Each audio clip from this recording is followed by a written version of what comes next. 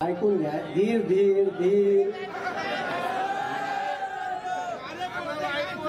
काही म्हणे येतानी म्हणे तुम्ही म्हणे तुतारीचा दुपट्टा टाकला म्हणे पंजायचा पाहिजे होता तर मी म्हणलं कोणताही टाका आपल्याला का. मी आई पिंगळीच्या नगरीत आलेलो आहे. इथं याच्या अगोदर आमचे जवाई राहते ट्युशन दर्शनाने मी येऊन गेलो आहे 1-2 वेळा इथून. तुम्हाला माहित नसेल, तुम्हाला न सांगताच आलो होतो. फक्त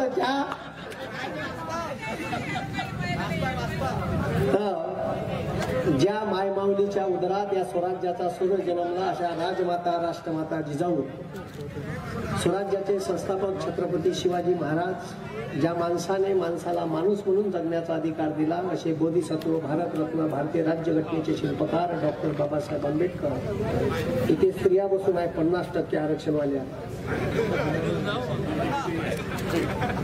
यांना शिक्षणाचा अधिकार ज्या मायमाऊलीने दिला अशा ज्ञानज्योती क्रांतीज्योती सावित्रीबाई फुले आणि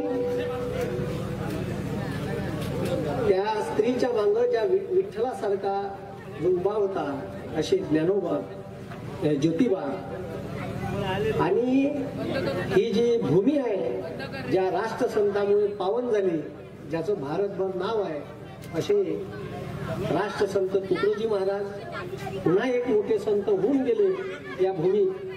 कर्मयोगी गाडगे महाराज नाही तर आताचे संत अमरावतीत येते आणि आमच्या बायकाईले सांगते का बेलाले स्वयं लावा वा आणि तुमचं पोरग बिना अभ्यासानं म्हणजे असे बयार भोंगे संत आले त्याचं पोट्ट 8व्या वर्गात नापास आहे त्या मिश्राचं. म्हणजे आता ह्या समाज कुठं चालला हे तुम्ही समजून घ्या. आणि याले सर्वस्वी जबाबदार दाढीवाला आहे. कोण आहे? दाढीवाला आहे. आणि हे जे तुमच्या मतदारसंघात आता बबली उभी आहे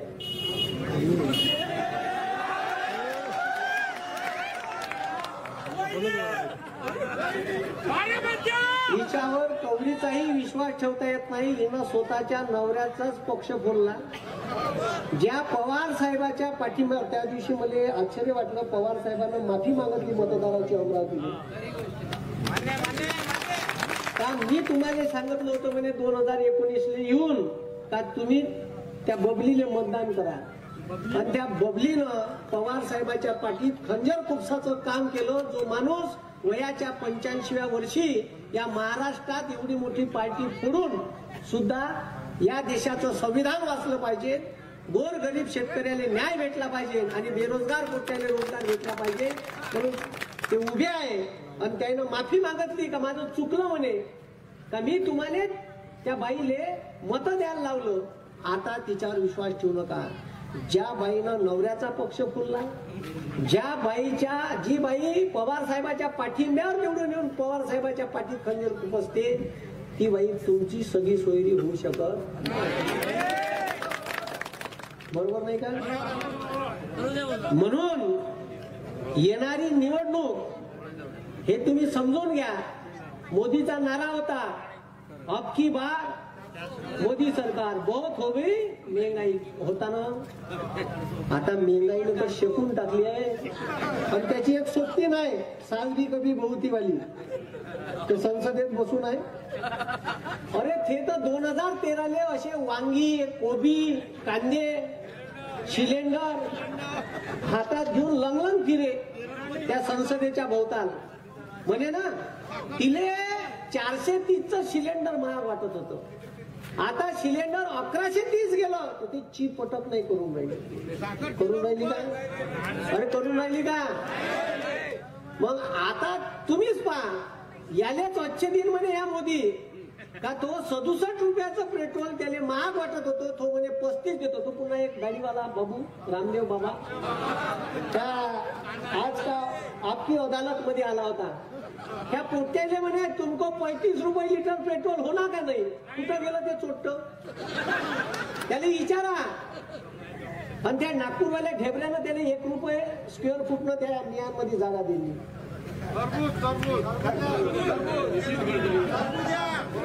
तुम्ही पाच बसावा. अरे माया बापाची डीएपीची बॅग 538 रुपयाची होती, आता चोट्यानं 1350 रुपये केली. युरियाची बॅग 150 रुपये होती, 350 केली. आपण जे सोयाबीनची बॅग पेरत होतो ते 1500 रुपयाची होती, 3,500-4 हजाराच्या घरात आहे. हाय का नाही?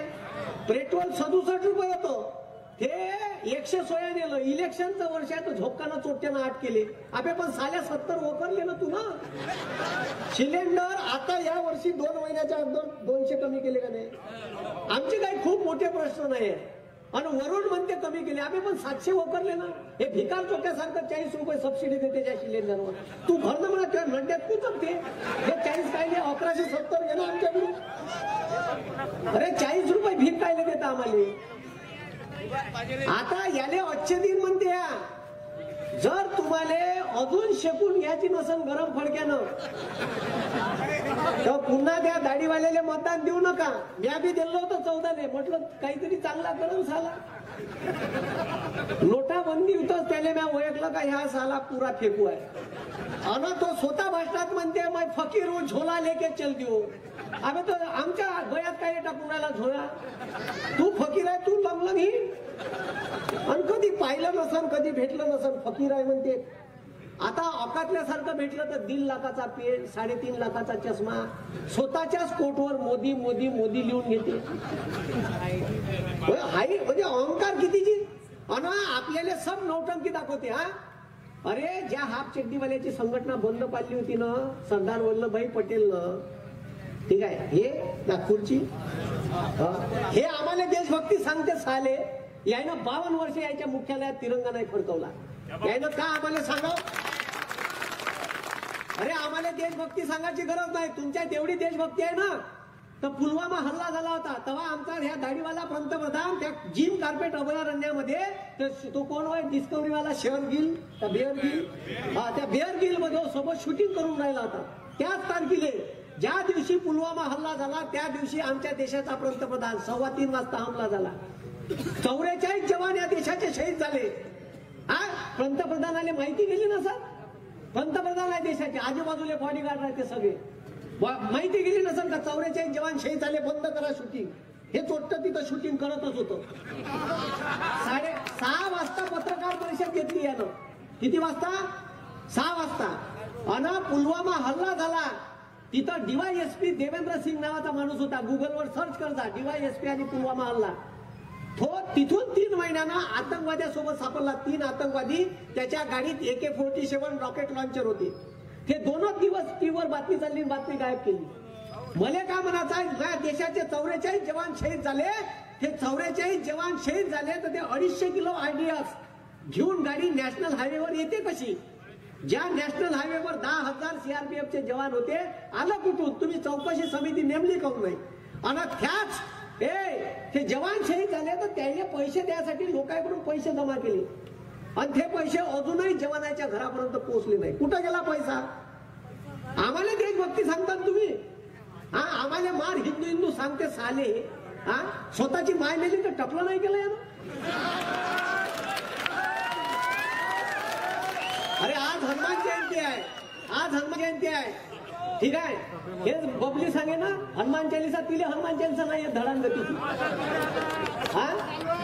अरे सर्व इथं असणाऱ्या राम भक्तांना सर्वांना हनुमान जयंतीच्या खूप खूप शुभेच्छा. अरे माया बाप भक्त आहे, मी भक्त आहे हनुमानजीचा. आमच्या गावात महाप्रसाद राहते, ठीक आहे. उद्या महाप्रसाद राहते. दरवर्षीचा रेग्युलर नित्य नियम आहे. काही सांगा नाही लागत आमच्या लोकांना. आम्हाला धर्मगिर्म शिकवायची गरज नाही, आम्हालाच माहित आहे, ठीक आहे. स्वतःची माय मेल्यावर हिंदू धर्म सांगते का टकलं करायला पाहिजे? फक्त दुसऱ्यालाच ज्ञान पाहिजे का हिंदू धर्म?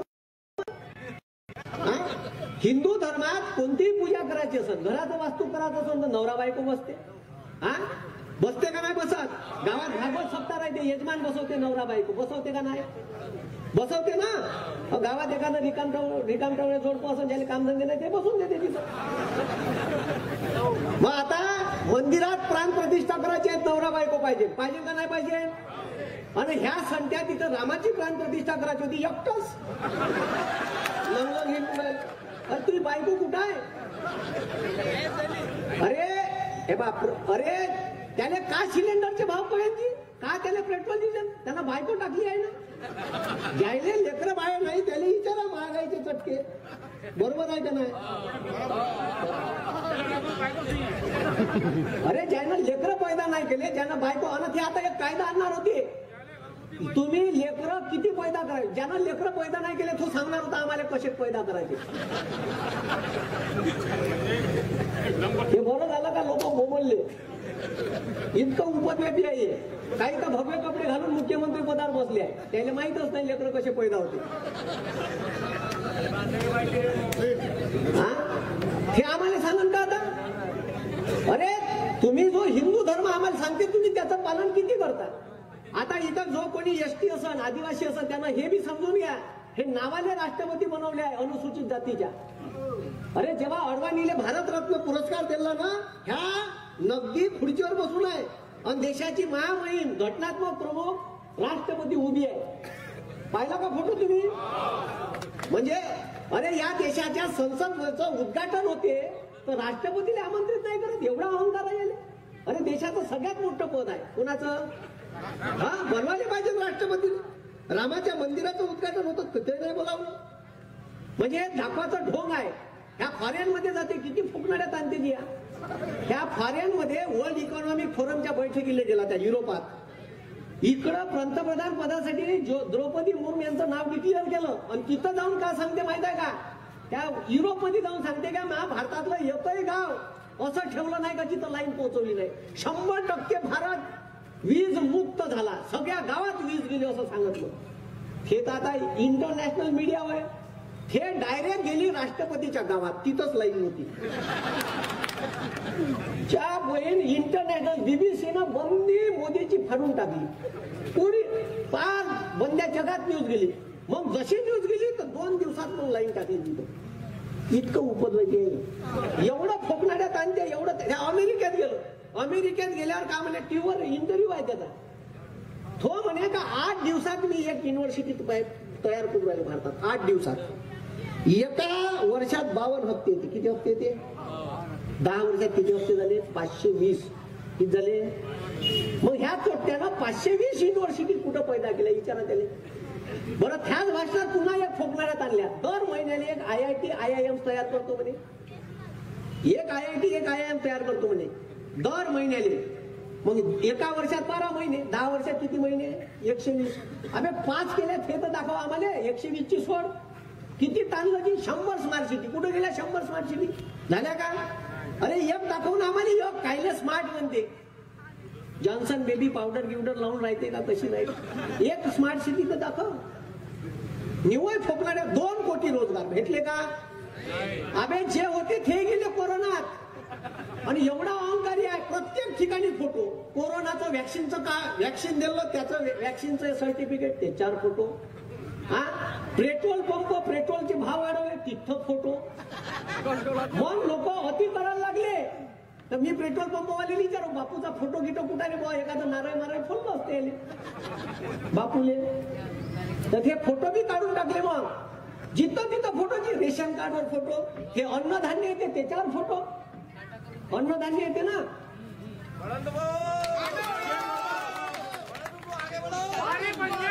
येणाऱ्या निवडणुकीत बळवंता भाऊला जास्तीत जास्त मतांनी विजयी करायचा आपल्याला. हा, एक इंडिया आघाडीचा सदस्य आपल्याला वाढवायचा आहे. पंजा या चिन्हासमोरचं बटन दाबजा. आला रे पंजा.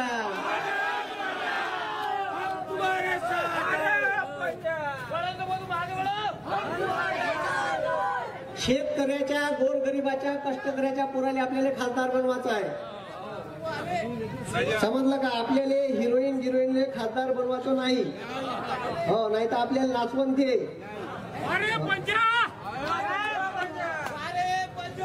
तर लक्ष द्या इकडं. का चालू होतं जी? हा. तर एवढा अतिरेक केला यानं, जिथं तिथं फोटो. आता रेल्वे स्टेशनवर, प्रत्येक रेल्वे स्टेशनवर यानं स्वतःचे फोटो लावून सेल्फी पॉइंट उभे केले. माहित आहे एका सेल्फी पॉइंटचा किती खर्च आहे? 6.5 लाख रुपये. किती लाख रुपये? 6.5. कोणाचे पैसे होय माहित आहे का? आपल्या टॅक्सचे पैसे होय. इथं फोटो इरिटेट होऊन गेलं. एक इथं बी लावून द्या आमच्या. हेच काय नाही ठेवलं ना आमचं भूगोल. इरिटेट करून टाकलं. म्हणजे अक्षरशः टीव्हीवर तो दिसला तर न्यूज चॅनल पाहूच नाही लागत. आणि काँग्रेसनं का केलं म्हणते 70 वर्षात. अबे साल्या तू जे इकून राहिला ना ते काँग्रेसनं केलं. नाही तर काय इकलं असतं यानं. अजी काय इकलं असतं जी. हा भारत पेट्रोलियम इकाले काढ, इंडियन एअरलाइन्स ही, रेल्वे स्टेशन ही, रेल्वे ठीक आहे, विमानतळ ही. अरे मग तुला केलं का. तू तर इकूनच राहिला. हा अजी यानं उद्योगपती त्या मुख्य आण्याला ओळखता तुम्ही. मुख्य आण्यान ते एक गडाणी आहे. त्याचं 10,34,000 करोड रुपयाचं कर्ज माफ केलं. हे उद्योगपत्याचं कर्ज माफ केलं म्हणलं, पण शेतकऱ्याचं 1.5 लाख करोड कर्ज माफ करायचे पैसे नाही म्हणते चोट्ट. शेतकऱ्यावर 1.5 लाख करोड कर्ज आहे. आणि का केलं काँग्रेसनं तुम्हाला सांगतो. मनमोहन सिंग पंतप्रधान होते या देशाचे काँग्रेसचे, आणि तेव्हा कृषी मंत्री होते माननीय शरद पवार साहेब. तेव्हा या 2009 बंद्या भारतातल्या शेतकऱ्याचा 7-12 पुरा करायचं काम काँग्रेसनं केलं. 66,000 करोड रुपयाची कर्जमाफी केली. त्यात मी बी होतो. आणि यायनं आणली होती चोट्ट्यानं ते, ज्याचे पैसेच नाही आले अकाउंटवर. आता हे ठिकाणी सरकार ते ठीक आहे सकाळीचं शपथविधीवालं. तर तुम्ही हे समजून घ्या का उद्योगपत्याचं कर्ज माफ करायला पैसे आहे, पण शेतकऱ्याचं कर्ज माफ करायला पैसे नाही आहे. म्हणजे हे सरकार आपल्या बाजूचं नाही आहे. आता हे 2 कोटी रोजगार देतो म्हणे दरवर्षी. दिले का. अरे दिले का. हा त्याच्यात बी बदमाशपणा. सुद्या नोकऱ्यात. आता मराठीत एक म्हण आहे, सुद्या रिकामी जागा दिली बाकी भरून घे जा तुम्ही. तर यानं का केलं. भारतातले शेतकऱ्याचं, कष्टकऱ्याचं, गोरगरिबाचं, रिक्षावाल्याचं, ऑटोवाल्याचं पोरग इंडियन आर्मी मध्ये लागत होतं. इंडियन आर्मी मध्ये मोठं ग्राउंडवर रोडवर प्रॅक्टिस करायचं, अभ्यास करायचं. आणि 17 वर्षाच्या बॉन्डवर या देशाच्या सीमेवर आपली रक्षा करायचं. हा देश वाचला पाहिजे. आमच्या देशाचा पंतप्रधान म्हणते देशाच्या रक्षणासाठी पैसे नाही. चोट्ट्या मग आमचा टॅक्सचा पैसा चालला कुठं. मुक्याच्या घशात घालत आहे का तू. हा अरे देशाचा जीडीपी गड्ड्यात चालला होता कोरोनात. मुक्या आणि सरसर वरत चालले होते. हे समजून घ्या तुम्ही. यानं का केलं. आपला पोरगा जर मिलिटरीत लागला तर त्याला पेन्शन होतं, त्याला कॅन्टीनची सुविधा होती. आपला जर पोरगा शहीद झाला तर तिरंग्यात लिपटून येत होता. आपल्या गावात त्याला पोलीस मानवंदना देत होते. आता जर तुमचा पोरगा अग्निवीर नावाची या चोट्ट्याने एक स्कीम आणली. जर तुमचा पोरगा शहीद झाला तर तो तिरंग्यात लिपटून येणार नाही. तो जर अपाहिज झाला तर त्याला पैसे भेटणार नाही. तो जर आर्मीत लागला तर त्याला पेन्शन भेटणार नाही, कॅन्टीनची सुविधा भेटणार नाही. 19व्या वर्षी लागल आणि 4 वर्षात रिटायर्ड होईल. ह्या पहिला अनपड गवार असा पंतप्रधान आहे. शिकलंच नाही चोट्ट. का समजून भेटलं. ह्या पंतप्रधान वयाच्या 23व्या वर्षी लग्नाच्या वयात पोट्ट्याले रिटायर करणार आहे. पहिला पंतप्रधान भेटला देशाने का पोट्ट्याले लग्नाच्या वर्षात रिटायर करणार आहे. होता यार. चांगलं काम केलं त्यानं. माईक वरती घ्या. माईक. अरे कसा पंतप्रधान या वयाच्या 23व्या वर्षी पोट्ट रिटायर होऊन राहिलं. आणि मग पोराचा बाप रिटायर होऊन आल्यावर पोट्ट्याले म्हणून चालते लग्न करायचं आहे, पोरगी दाखवायला तू नीन पोरीच्या घरी. का सांगन पोरीच्या बापाले ही इज माय सन. काय सांगन पोरीच्या बापाले he is my son, he is a retired एक सर्व्हिस मॅन. पोरीचा बाप लेखाच्या ढुंगणार लागणार. उभं ठेवून का डाट्या त्याला रिटायर झालाय ना. कोण घेईन रिटायर्ड पोराले पोरगी. आणि तो मिलिटरीचं ट्रेनिंग घेऊन येणार आहे वेपनचं. तो बेरोजगार होणार आहे वयाच्या 23व्या वर्षी. तो देशासाठी घातक आहे. अशी व्यवस्था या देशाच्या पंतप्रधानानं या भारताची करून ठेवली. म्हणून ह्या चोट्ट्याने त्याची जागा दाखवायची आहे. आपला एक इंडिया अलायन्सचा सदस्य वाढला पाहिजे. आपलं सरकार बसलं पाहिजे. 273चा आकडा आपण पार केला पाहिजे. म्हणून एक सदस्य आपल्या अमरावती मतदारसंघातून वाढू आणि बळवंत दादाच्या पंजा या चिन्हासमोरील बटन दाबून जास्तीत जास्त मतांनी विजयी करून देऊ. ताई उभ्या आहे बळवंत दादाच्या माग, याले किंग मेकर म्हणत असते. काय म्हणत असते? किंग मेकर जगात फार कमी लोक असतात. ठीक आहे, स्वतः नेता बनणं वेगळं, दुसऱ्याला बनवणं वेगळं. चाणक्य होता king maker, Balasaheb Thackeray king maker होते. म्हणजे इथं अमरावतीत ताई आहे किंग मेकर. अरे ठीक आहे, मग मला असं वाटते बाबा ताईच उभी आहे का नाही? तुम्ही विचार करा ना. ठीक आहे, कोण एवढा वेळ दुसऱ्यासाठी खर्च करते? आणि एक शेतकऱ्याचं, कष्टकऱ्याचं, गोरगरिबाचं पोरग आहे. मी पाहतो एवढा साधा माणूस, अहंकार नाही, काहीच नाही म्हणून नम्रपणाची केली. म्हणजे आपण जो खासदार निवडून दिलं तिच्यासारखं तर काम नाही आहे का नाही? भेटली बी पाहिजे तुम्हाला. समजा तुम्ही काही समस्या घेऊन गेले तर बबली भेटली पाहिजे का नाही? म्हणून येणारी निवडणूक 26 तारीख आपल्यासाठी महत्वाचा दिवस आहे. प्रत्येकानं जबाबदारी घ्या. आम्ही 50-50 मतदान काढून आणीन, मतपेटीत टाकीन.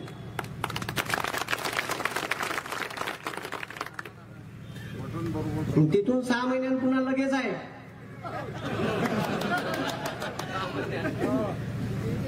तर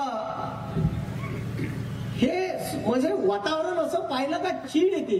म्हणजे अक्षरशः म्हणजे मी तर मोदीवर 3-4 पुस्तकच लिहू शकतो, एवढ्या स्टोऱ्या सांगितल्या. एवढा या देशाचा सत्यानाश केला म्हणजे. म्हणजे एखाद्या पंतप्रधानानं किती फेकावं. संविधान तो नाराज बंद झाला. अब की बार ठीक आहे, बहुत हो गई महंगाई की मार. आता काय म्हणते? अब की बार 400 पार. कायले 400 पार? तर त्याचा अनंत हेगडे नावाचा त्या RSSचा पदाधिकारी आहे, तो म्हणे का संविधान बदलवायचं आहे. साले लावा बरं म्हणा संविधानाला हात नाही, ढुंगाले फटाके लावून द्यायचे. ज्या दिवशी संविधानाला हात लावून त्या दिवशी पहिला माणूस राहील कराया मास्तर रस्त्यावर उतरणार. या देशात एकमेव ग्रंथ आहे जो या समाजातल्या सर्व माणसाला न्याय देऊ शकते, तो म्हणजे या देशाचं संविधान. आणि त्या संविधानावर हा देश 70 वर्ष झाले चालून राहील. आणि या हाफ चड्डीवाल्यानं संविधान बदलवायच्या गोष्टी करू नये. या देशातली जनता आहे आणि मग तुम्ही आहे. बरोबर नाही का? हा. म्हणून हे जे मार सांगून राहिले संविधान बदलवायचं आहे, या संविधानानं आपल्याला न्याय दिला. या ओबीसीला 27% आरक्षण त्या संविधानामुळे भेटलं. आपल्या पोराले रोजगार, या देशासाठी कल्याणकारी कायदे. बरं ते तर सोडा, एक कायदा केला होता जयराम रमेश, तेव्हा ग्रामविकास मंत्री होते. तेव्हा कायदा इंग्रजांच्या काळातला कायदा मोडीस काढला. शेतकऱ्याचं शेत जर गव्हर्नमेंटच्या प्रोजेक्ट मध्ये गेलं तर 1894चा कायदा होता. आणि त्या कायद्यात लिहून होतं का 1 एकर जमीन गेलं तर 8,000 रेट भेटावे. आता जो कायदा केला तो कोणा केला? तर तो करासाठी ज्या माणसानं मोठं योगदान दिलं तो काँग्रेसचा मोठा नेता आहे जयराम रमेश. आणि त्याच्यासाठी शरद पवार साहेबांना खूप मोठा पाठपुरावा केला. तो कायदा म्हणते का जर तुमची जमीन कोरडवाहू आहे, एकच पीक घेता, आणि ते जर गव्हर्नमेंट प्रोजेक्ट मध्ये गेली तर 4 पट रेडी रेकनरच्या 4 पट रेट भेटल. तुमच्या गावात 5 लाख रुपये एकर असेल तर तुम्हाला रेट भेटल 20 लाख रुपये. काँग्रेसनं केला. जर तुम्ही 2 पीक घेत असाल तर 8 पट रेट भेटल. 5 लाख रुपये एकर असाल तर 40 लाख रुपये एकर भेटल. आणि तुमच्या वावरात बगीचा असेल तर 10 पट रेट भेटल रेडी रेकनरच्या. तुम्ही तुमच्या गावातल्या 75% लोकांना मागणी केली, जो प्रोजेक्ट येत आहे त्याच्यात 25% शेअर होल्डिंग आम्हाला द्या लागेल कंपनीने. सरकारनं जर 5 वर्ष जमीन वापरली नाही तर शेतकऱ्याला वापस भेटल. जर सरकारनं 5 वर्षात ते जमीन परस्पर थर्ड पार्टीला इकली तर ज्या महाग रेटने इकली त्याच्या शेतकऱ्याचा वाटा राहील. इकून सुद्धा ह्या चोट्यानं आल्याबरोबर त्याच्यात काड्या केल्या. हे दाढीवालं मुख्य आणण्याच्या बाजूचे कायदे करायचे होते यानं त्याच्यात काड्या का केल्या? 5 वर्षात सरकारनं जमीन वापरली नाही तर भेटणार नाही.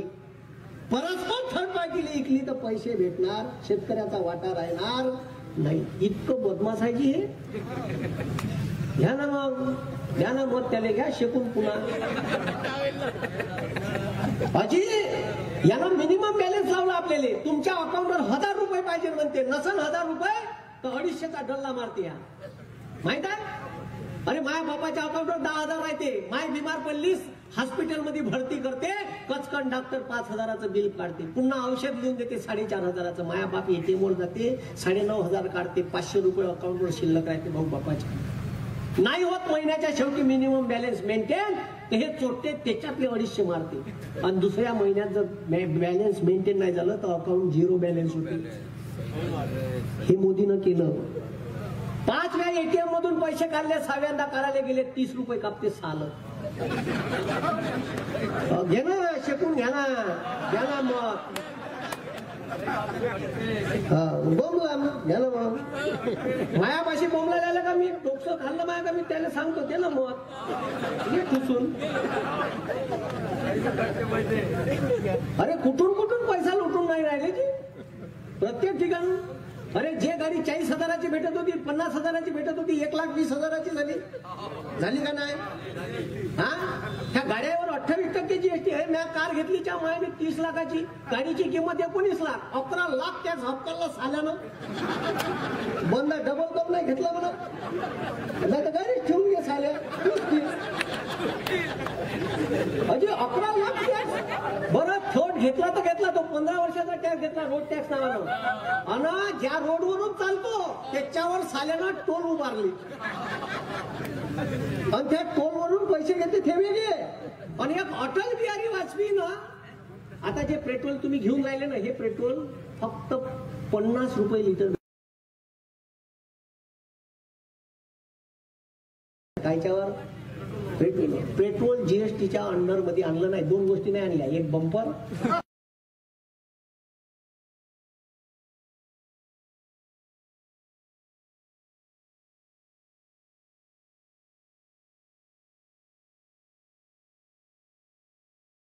लावता येत नाही. हायएस्ट टॅक्स पेट्रोलचा 28, GSTचा 28%. आणि 40 रुपये लिटर, 35 रुपये लिटर पेट्रोल कंपनी तयार होते. 28% GST आणला, खूप झालं. 45-50 रुपये पेट्रोल लिटर भेटते. 130% टॅक्स आहे.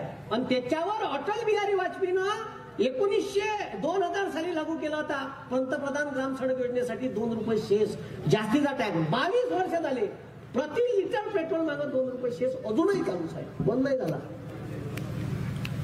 पहा कसा खतरनाक काम. मग तुम्ही समजून घ्या का हे सरकार आपलं नाही आहे, हे उद्योगपत्याचं सरकार आहे. अरे या देशावर 70 वर्षात काँग्रेसनं फक्त 55 लाख करोड रुपयाचं कर्ज करून ठेवलं होतं. किती लाख? 55 लाख. ह्या तोट्यानं मागच्या 10 वर्षात 170 लाख करोड रुपये कर्ज जास्तीचं करून ठेवलं. 220 लाख करोड कर्ज आहे या देशावर. मला काय म्हणायचं आहे, मग पैसा चालला कुठं? समजलं का? कोणाला ईडीची नोटीस, एखाद्या कंपनीला ईडीची नोटीस, टाकलं त्याच्या उरावर, ते लगेच पाहायला लागते इलेक्ट्रॉल बॉन्ड. लगेच त्या इलेक्ट्रॉल बॉन्ड मधून पैसे दाबले का याचे आमदार घे, त्याचे घे, 50 खोके आणि माजले 50 खोके खाऊन माजलं नसलं. असं आहे.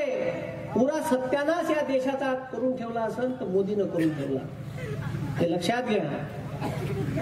अरे एखाद्या बेवड्याला समजते का बायकोच्या गळ्यातलं डोरलं इकाचं नाही, ह्या त्याच्यापेक्षा निपटार आहे. कोरोनाची परिस्थिती आली तेव्हा रिझर्व्ह बँकेतले 28,000 करोड रुपये काढले. रिझर्व्ह फंड असते. तुम्ही रिझर्व्ह फंड तुम्ही सेव्हिंग करता का नाही? कोणीचं लग्न आहे तर आतापासून पैसे बचत करता, कोणी प्लॉट घेऊन ठेवते. तसंच रिझर्व्ह बँकेचा रिझर्व्ह फंड आहे.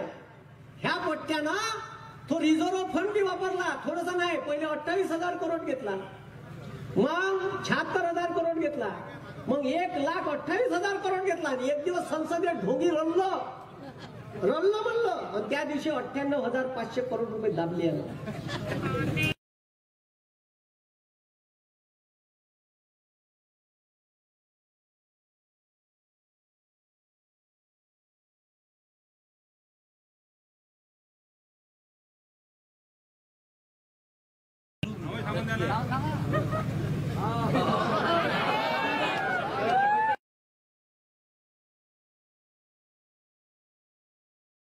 ह्या डुबल, कारण त्यानं कोणाला कर्ज दिलं आहे? अदानी.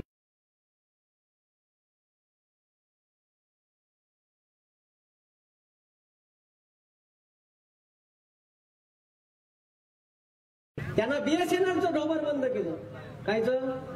हा, बीएसएनएलचं डोबर बंद केलं, जबरदस्तीनं रिटायरमेंट घ्यायला लावलं. आणि त्याच्या जागी तो जिओवाला आणला मुक्या, फुकट सिम, रपारप इंटरनेट. आणि मग पोट्याले 6 महिने फुकट इंटरनेट दिलं, झोपकानं चालू केलं 199. तिथून 6 महिन्याला 2 GB डाटा अनलिमिटेड कॉलिंग 399. तिथून 6 महिन्याला 599. घे ना शेकून.